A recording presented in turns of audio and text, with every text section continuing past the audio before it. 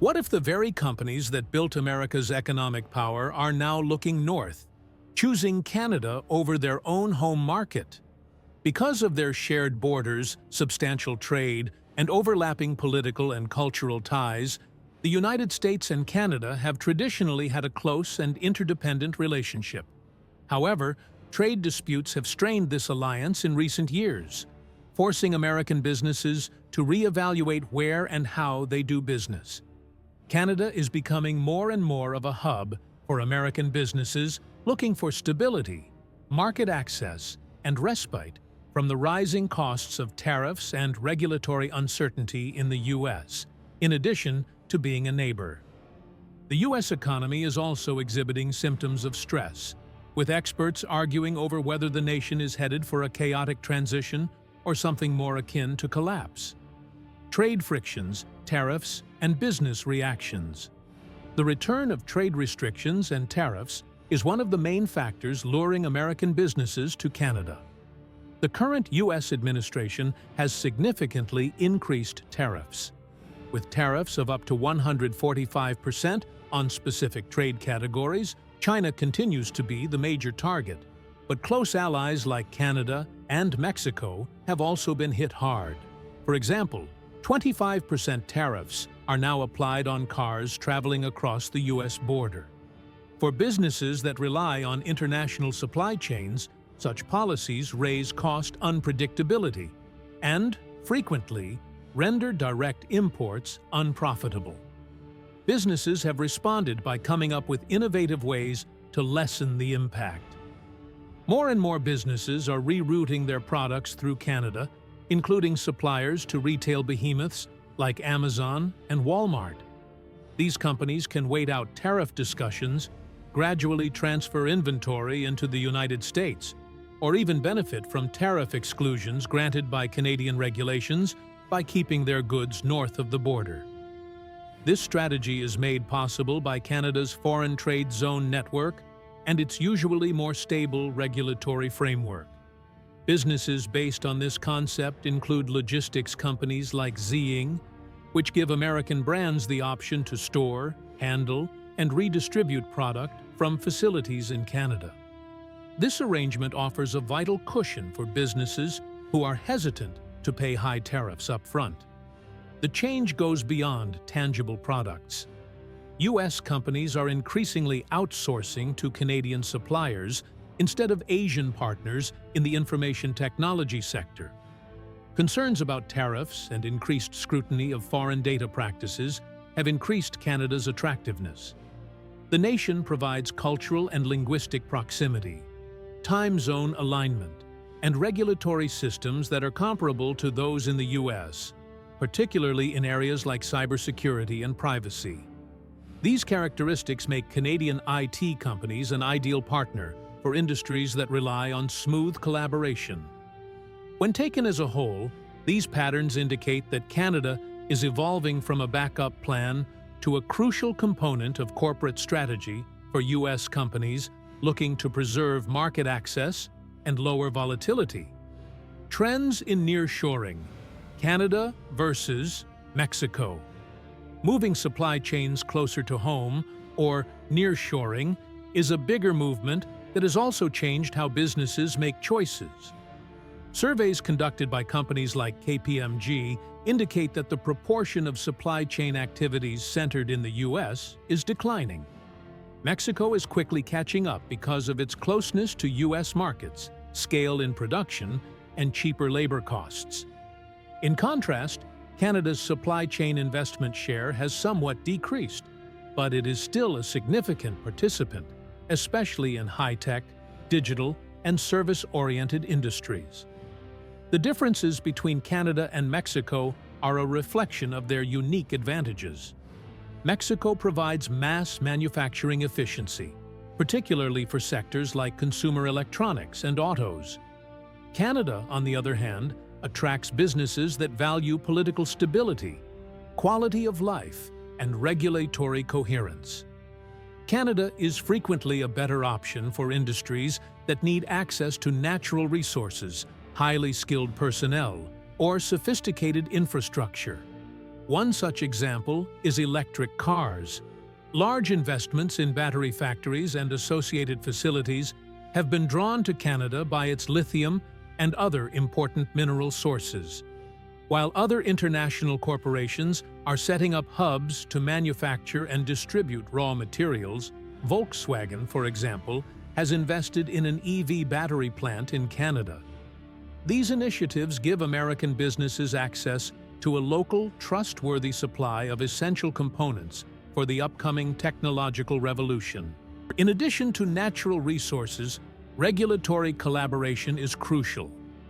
Frameworks for harmonizing regulations in sectors like transportation, environmental standards, and health have been developed by the US-Canada Regulatory Cooperation Council.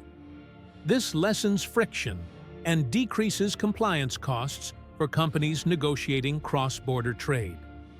Canada has a distinct set of benefits related more to institutional compatibility than cost, while Mexico keeps growing its manufacturing footprint. Consumer attitude in Canada, the Buy Canadian movement. Government regulations and business tactics are not the only factors that influence trade dynamics. Consumer attitude is also quite important. The Buy Canadian movement refers to the growing trend of Canadians purchasing domestic goods in recent years. In 2025, an Angus Reid survey revealed that almost all Canadians, 98%, actively sought out products with the label Made in Canada, and over 80% said they substituted Canadian products for American ones whenever feasible. For American exporters, this change has immediate repercussions. Canadian retailers have started to cancel orders for U.S. products like kombucha, citrus fruit, and other packaged goods. In addition to the uncertainties surrounding tariffs, these cancellations are motivated by the recognition that consumers may be hesitant to purchase American goods in favor of domestic substitutes. Digital technologies have also played a key role in the movement. Social media groups that support Canadian companies have amassed millions of members, while applications like MapleScan and Buy Canadian make it simple for consumers to find local products. The takeaway for American businesses is unmistakable. Canada is no longer a passive buyer of American goods. Rather, to the detriment of American businesses, Canadian consumers and retailers are actively changing demand.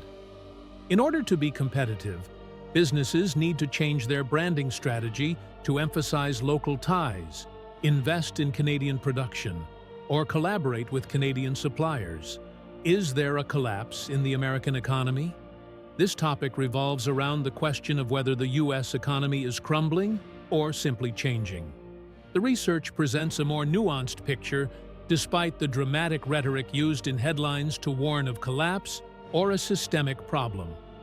On the one hand, stress is evidently present. Delinquencies on credit cards and auto loans are increasing, indicating that households are experiencing more financial strain. The trade imbalance has exploded, reaching over $100 billion in a single month, and inflationary pressures are still present, as evidenced by the nearly 3% increase in core personal consumption expenditures. The stock market has been volatile, and business estimates show an increasing apprehension. One of the main causes of these issues is tariffs, which increase input costs and undermine consumer confidence. However, it would be an overstatement to call this a collapse. The U.S. economy is still robust, diverse, and large. Some industries are still growing, including financial services and technology. Even if political divisiveness erodes trust, institutional structures endure. Analysts characterize the scenario as a tumultuous transition rather than a breakdown. The economy's fundamentals are not collapsing as a true collapse would suggest, despite the fact that the strain and volatility are real. Why American businesses are selecting Canada? Combining these strands, a number of reasons explain why Canadian businesses are finding it more and more appealing as partners. First, Canada acts as a tactical defense against pressure from tariffs.